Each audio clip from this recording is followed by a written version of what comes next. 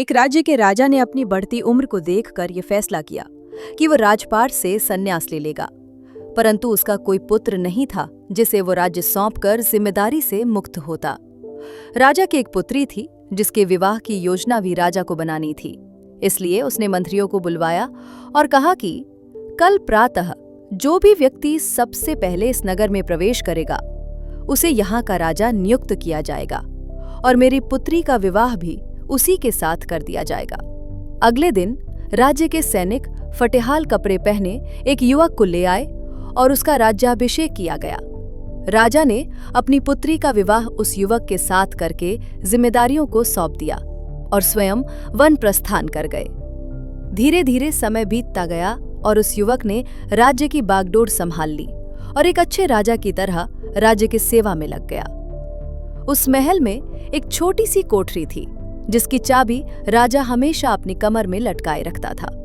सप्ताह में एक बार वो उस कोठरी में जाता, आधा एक घंटा अंदर रहता और बाहर निकलकर बड़ा सा ताला उस कोठरी में लगा देता था और फिर अपने अन्य कार्यों में लग जाता।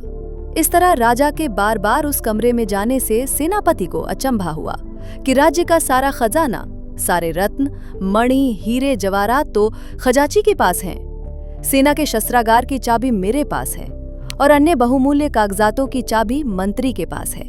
फिर इस छोटी सी कोठरी में ऐसा क्या है जो राजा हर सप्ताह वहां जाता है और थोड़ी देर बाद बाहर आ जाता है? सेनापति से रहा नहीं गया।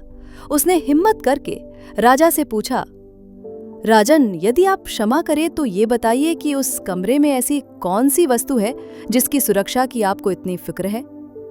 राजा गुस्से से बोले, सेनापति, ये तुम्हारे पूछने का विषय नहीं है। ये प्रश्न दोबारा कभी मत करना। अब तो सेनापति का शक और भी बढ़ गया। धीरे धीरे मंत्री और सभासदों ने भी राजा से पूछने का प्रयास किया, परंतु राजा ने किसी को भी उस कमरे का रहस्य नहीं बताया।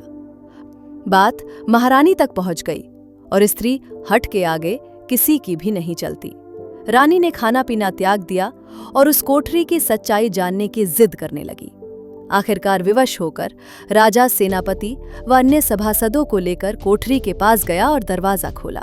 जब कमरे का दरवाजा खुला तो अंदर कुछ भी नहीं था सिवाय एक फटे हुए कपड़े के जो दीवार की खूंटी पर लटका था। मंत्री ने पूछा, महाराज, यहाँ तो कुछ भी नहीं है। राजा ने उस फटे कपड़े को अपने हाथ में लेते हुए उदास स्वर में कहा, यही तो है मेरा सब कुछ। जब भी मुझे थोड़ा सा भी अहंकार आता है तो मैं यहाँ आकर इन कपड़ों को देख लिया करता हूँ। मुझे याद आ जाता है कि जब मैं इस राज्य में आया था तो इस फटे कपड़े के अलावा मेरे पास कुछ भी नहीं था। तब मेरा मन शांत हो जाता है और मेरा घमंड समाप्त हो जाता है। तब मैं वापस बाहर आ जाता हूँ।